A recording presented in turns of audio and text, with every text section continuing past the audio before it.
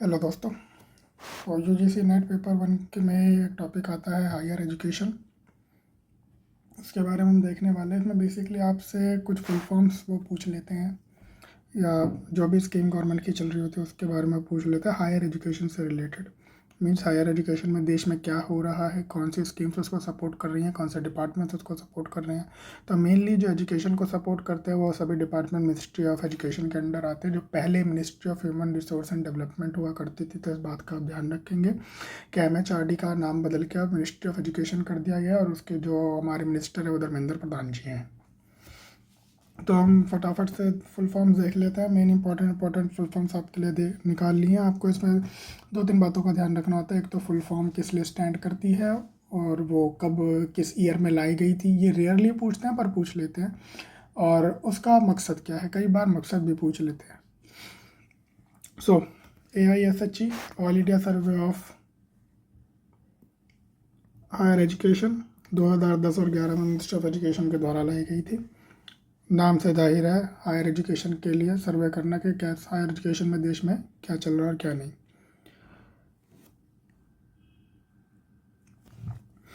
Next है spark, scheme for promotion of academic and research collaboration, 2018 में ministry of education द्वारा लाई गई थी। मकसद साफ है, नाम से ही है कि एकेडमिक्स में जो रिसर्च हो रही है उसके लिए कोलैबोरेशन करना, दो यूनिवर्सिटीज़ आपस में मिले, दो कॉलेज आपस में मिले, इंटरनेशनल लिंकअप्स हों, उसके लिए स्कीम लाई गई थी। Imprint, impacting research innovation and technology, MHRD ministry of higher education, ministry of human resource development, IIT and IISc जो बेंगलोर में है, उसके द्वारा ये 2015 में लाई गई थी। लेकिन अब अगर पूछा जाएगा तो MHRD नहीं, MOE मिनिस्ट्री ऑफ एजुकेशन बोला जाएगा। NROER national repository of open educational resource, हमारी एजुकेशनल रिसोर्सेज बुक्स वगैरह रिसर्च पेपर्स को ओपनली प्रोवाइड कराने के लिए स्कीम लाई गई थी। NCERT और CIET से मिलकर ह्यूमन रिसोर्स डेवलपमेंट मिनिस्ट्री यानी मिनिस्ट्री ऑफ एजुकेशन के साथ 2013 में लाए थे। IQAC internal quality assessment cell, college level पर, यूनिवर्सिटी लेवल पर इसे सेटअप किया जाता है ताकि इंटरनली जो क्वालिटी है एजुकेशन की, जो एकेडमिक क्वालिटी है और जो आपके कॉलेजेस की क्वालिटी है वो बनी रहे। उसको असेसमेंट के लिए एक तरीके का एक सेल है, NAC इसको लाया था। NAC भी एक संस्था है, हम आगे देखेंगे, 1994 में से लाया गया था। CBCS choice based credit system, जो आप लोग जब हायर एजुकेशन में जाते हैं तो आपको पता होता है कि आप अपने सिलेबस क्रेडिट के हिसाब से कुछ चुन सकते हैं। यानी कि आपके पास अगर 4 क्रेडिट के 2 कोर्स हैं और आपको 4 ही क्रेडिट पूरे करने हैं तो आप ये दोनों में से कोई भी ले सकते हैं, आपको फोर्स नहीं किया जा सकता। UGC से 2015 और 16 में लाया था। RUS से राष्ट्रीय उच्चतर शिक्षा अभियान, हायर एजुकेशन को बढ़ाने के लिए 2013 में सेंट्रल गवर्नमेंट लाई थी, क्योंकि इससे पहले एक सर्व शिक्षा अभियान आया था, वो 6th क्लास तक के बच्चों के लिए था। उससे ऊपर के लिए ये प्रोग्राम को लाया गया था। DEC distance education council Indira Gandhi national open university से लेकर आई थी अपना डिस्टेंस एजुकेशन को बढ़ावा देने के लिए और उसे रेगुलेट करने के लिए। AIU association of Indian universities 1925 में संस्था बनी थी यूनिवर्सिटीज़ के आपस में समन्वय रखने के लिए। ICSSR Indian council of social science and research ministry of education 1969 में लाई थी, ताकि हम जो हमारे सोशल मुद्दे हैं, जो भारत में कास्ट सिस्टम है, सोशोलॉजी के मुद्दे हैं, और भी जो तमाम समाज के लेवल पर जो मुद्दे चलते रहते हैं उनमें रिसर्च करने के लिए इसको लाया गया था। ICAR Indian council of agriculture and research, agriculture research के लिए इस संस्था को लाया गया था। मिनिस्ट्री ऑफ एग्रीकल्चर इसे लाई थी। तो आप याद रखिए कि मैक्सिमम जो हायर एजुकेशन से रिलेटेड संस्थाएं हैं उन्हें मिनिस्ट्री ऑफ एजुकेशन ही लाएगी, बट ICAR को मिनिस्ट्री ऑफ एग्रीकल्चर लेकर आई थी। CSIR आप जानते हैं, CSIR का भी एक अपना नेट होता है, मिनिस्ट्री ऑफ एजुकेशन ही से लाई थी, council of scientific and industrial research के लिए 1942 में इसे लाया गया था। आप जानते हैं हमारे यहाँ जो नेट है वो 2 तरीके का, एक UGC नेट है, एक CSIR नेट है। तो जो टेक्निकल लेवल के नेट होते हैं, जैसे फिजिक्स के हो, बीटेक के हो गए, इंजीनियरिंग के जो PhDs होती है वो CSIR करवाती है, और इससे फिर PSU में जॉब मिलने में आसानी हो जाती है अगर आपके पास CSIR नेट है तो। IRAHE independent regulatory authority for higher education commission of India इसे लाई थी, काउंसिल ऑफ इंडिया इसे लाई थी 2005 और 2009 के बीच में हायर एजुकेशन को रेगुलेट करने के लिए एक इंडिपेंडेंट अथॉरिटी जो किसी के दबाव में काम न करे। MCAI medical council of India 1934 में इसे ब्रिटिश गवर्नमेंट के टाइम पे लाया गया था, रिप्लेस कर दी गई नेशनल मेडिकल काउंसिल इन 2020 इंडियन मेडिकल काउंसिल एक्ट इसे लेकर आया था। MCAI को याद रखिएगा, लेकिन अब MCAI एग्जिस्ट नहीं करती है। MCAI की जगह जो हमारे पास आ गई वो आ गई है नेशनल मेडिकल काउंसिल, जो इसी एक्ट के अंदर आई थी, नेशनल मेडिकल काउंसिल एक्ट 2020 के। SAMVAY Samvay skill assessment matrix for vocational advancement of youth. Skill enhancement, skill India आपको अगर पता हो एक प्रोजेक्ट है, वो इसी के अंडर लाया गया है। नेशनल स्किल क्वालिफिकेशन फ्रेमवर्क इसके अंडर प्रपोज हुआ, 2014 में इसे लाया गया था। Stride scheme for trans disciplinary research for India developing economy, UGC से लेकर आई थी, ताकि हम जो इकोनॉमी में जो डेवलपिंग जो इंडिया की इकोनॉमी है, जो इंडिया में इकोनॉमिक एडवांसमेंट हो रही है, उसके ऊपर हम रिसर्च कर सकें। NMC नेशनल मेडिकल कमीशन, मैंने अभी आपको बताया 2020 में इसे नेशनल मेडिकल काउंसिल एक्ट के कमीशन एक्ट के अंदर लाया गया था। इंडिया के मेडिकल एजुकेशन को, डॉक्टर की एजुकेशन है उसको रेगुलेट करने के लिए। Next is NSQF national skill qualification framework, 2013 में इसे लाया गया था, जो उसी के अंडर है जो हमने अभी समन्वय में देखा। ARIIA Atal ranking of institutions innovation achievement, institutions को उनकी इनोवेशन के लिए रैंक करने के लिए अटल रैंकिंग लाई गई। 2018 में मिनिस्ट्री ऑफ एजुकेशन इसे लेकर आई थी। IIC इंस्टीट्यूट इनोवेशन काउंसिल, हर इंस्टीट्यूट लेवल पर इसे सेटअप किया जाता है, हर कॉलेज लेवल पर इसे सेटअप किया जाता है। यूनिवर्सिटी और कॉलेज लेवल पर, 2 लेवल पर इसे सेटअप किया जाता है, ताकि यूनिवर्सिटी में और कॉलेजेस में हम इनोवेशन को बढ़ावा दे सकें, और इसमें बहुत सारी ग्रांट्स भी बच्चों को मिल जाती हैं जो अपना एक अच्छा आइडिया प्रेजेंट करते हैं। मिनिस्ट्री ऑफ एजुकेशन इसे 2018 में लाई थी। SIC school innovation council, institute innovation council, school innovation council, same ही बात है। इंस्टीट्यूट इनोवेशन काउंसिल यूनिवर्सिटी और कॉलेजेस लेवल पर होगी, स्कूल इनोवेशन काउंसिल आपके स्कूल लेवल पर होगी। मिनिस्ट्री ऑफ एजुकेशन AICTE और CBSE के साथ मिलकर इसे लाई थी। Kapila Kalam program for IP literacy and awareness. IP का मतलब यह इंटेलेक्चुअल प्रॉपर्टी से है। जो भी हम काम करते हैं, जैसे मैंने कोई रिसर्च पेपर लिखा तो वो मेरी इंटेलेक्चुअल प्रॉपर्टी है, उसको कोई चुरा नहीं सकता। उसकी अवेयरनेस फैलाने के लिए कपिला एक प्रोग्राम लाया गया, क्योंकि आप अपनी IP को बेच भी सकते हो और इससे आपको करोड़ों रुपया भी मिल सकता है।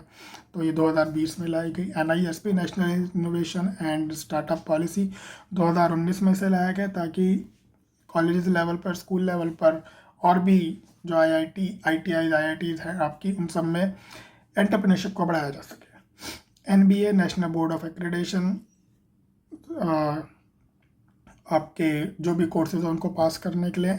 NCMEI national commission of for minority education institute, minority के एजुकेशन इंस्टीट्यूट्स को रेगुलेट करने के लिए कमीशन को बनाया गया 2004 में। NIOS national institute for open schooling को स्कूल लेवल पर बढ़ावा देने के लिए, क्योंकि IGNOU जो आपकी यूनिवर्सिटी लेवल है, NIOS स्कूल लेवल है। जो बच्चा अपनी रेगुलर एजुकेशन को पूरा नहीं कर पाते किन्हीं भी वजहों से, वो NIOS में दाखिल होकर अपनी एजुकेशन पूरी कर सकते हैं। NCERT national council of education research and training, ये आप जानते हैं, किताबें छापती है ये basically. NSIGSE national scheme of incentive for girls for secondary education, girls को पढ़ाने के लिए उनको इंसेंटिव्स दिए जाते हैं, उन्हें पैसा दिया जाता है ताकि वो अपनी एजुकेशन को कंटिन्यू कर सके, क्योंकि बहुत सारे केसेस में प्राइमरी एजुकेशन के बाद गर्ल्स का स्कूल छुड़वा दिया जाता है। इसके कई कारण होते हैं, उनकी बाल विवाह हो जाता है, शादी करवा दी जाती है, या प्राइमरी एजुकेशन के बाद जो बड़ा स्कूल है वो गांव के बाहर होता है, तो उन्हें जाने की इजाज़त नहीं दी जाती घर वालों द्वारा, तो उसको कुछ हद तक रेगुलेट करने के लिए ये स्कीम लाई गई थी। स्वयं study web for active learning for young aspiring mind, स्वयं एक प्लेटफॉर्म है जो अलग अलग तरीके के मूक कोर्सेज जो होते हैं, जो ओपन कोर्सेज होते हैं, उनको एक जगह लाता है, जिससे हम आईआईटी और तरह तरह के प्रोफेसर्स के जो लेक्चर्स हैं उन्हें देख सकते हैं, उन्हें पढ़ सकते हैं, और इसका क्रेडिट भी हम एकेडमिक क्रेडिट्स में इस्तेमाल कर सकते हैं। इसका एक एग्ज़ाम होता है, पास करना होता है, वो NCTE national council for teacher education, her teachers education के लिए हर कुछ साल में इसे करना होता है, टीचर्स को पास करना होता है। तो टीचिंग में जो हमारी एजुकेशन दी जाए, एक टीचर को क्या क्या आना चाहिए, जैसे बीएड वगैरह के कोर्स, DLED, डाइट, जीबीटी पहले हुआ करता था, वो सब इसी के अंडर आते हैं। AICTE all India council for technical education, जो भी टेक्निकल लेवल के कोर्सेज होंगे, जो भी IT से रिलेटेड कोर्सेज होंगे, वो यही एक संस्था है जो पास करेगी। 1987 में इसे लाया गया था। CEC consortium for education communication 1993 में इसे लाया गया था। NAAC national accreditation and assessment council 1994 में UGC लेकर आई थी, ताकि कॉलेजेस को ग्रेडिंग सिस्टम में लाने के लिए A+, A, B, C जो भी ग्रेड मिलता है, A+ वाले सबसे अच्छे कॉलेजेस होते हैं। इसके अलग अलग फॉर्मूले होते हैं कि आपके पास लैब्स कितनी है, आपके पास स्टूडेंट टीचर का रेशो कितना है, आप रिसर्च में कितना खर्च कर रहे हैं, इन सब पैरामीटर्स पर अलग अलग NAAC की एक्रेडिटेशन होती है। NEMICT national mission for educational information communication and technology, ICT की एजुकेशन को बढ़ावा देने के लिए इसको लाया गया था 2009 में। NAD नेशनल एकेडमिक डिपॉजिटरी 2017 में से लाया गया था, ताकि आपकी जो डिग्रीज वगैरह है वो एक ही जगह रखी हो, तो आपको अपने साथ पुलिंदा लेकर चलने की ज़रूरत नहीं है, आप यहीं पर देख सकते हैं, आप भी देख सकते हैं, कॉलेज भी देख सकते हैं। आपकी एक NAD ID होती है, वो आपको शेयर करनी होती है। SSA सर्व शिक्षा अभियान 2001 में 6th क्लास तक के बच्चों के लिए राइट टू एजुकेशन के अंडर इसे लाया गया। IRINS, अच्छा, राइट टू एजुकेशन आर्टिकल 21 के अंडर आता है। राइट टू लाइफ जो है, right to life and dignity, उसी के अंडर ये राइट टू एजुकेशन आता है, तो पॉलिटी के नज़र से भी आप इसको ध्यान रखिएगा, article 21। IRINS Indian research information network system, जो हमारा इंफॉर्मेशन नेटवर्क है, कम्युनिकेशन नेटवर्क हो गया, और किस तरीके से हम डेटा शेयर करेंगे उनके लिए 2017 में से लाया गया था, CISR और इंफॉर्मेशन लाइब्रेरी नेट के द्वारा। NSDC national skill development corporation 2008 में से बनाया गया था हायर स्किल डेवलपमेंट के लिए। NPTEL national platform, national programme on technology enhance learning, open platform Swayam से रिलेटेड है, 2023 में से लाया गया। ज्ञान global initiative for academic network, विश्व के यूनिवर्सिटी से जुड़ने के लिए इस नेटवर्क को, इस स्कीम को लाया गया। Pencil platform for effective enforcement for no child labour, no child labour को इन्फ्यूज़ करने के लिए कि बाल मजदूरी रोकी जाए, उसके लिए 2017 में से लाया गया था। Ministry of human resource and development इसे लेकर आई थी, लेकिन अब मिनिस्ट्री ऑफ एजुकेशन के अंदर ये है।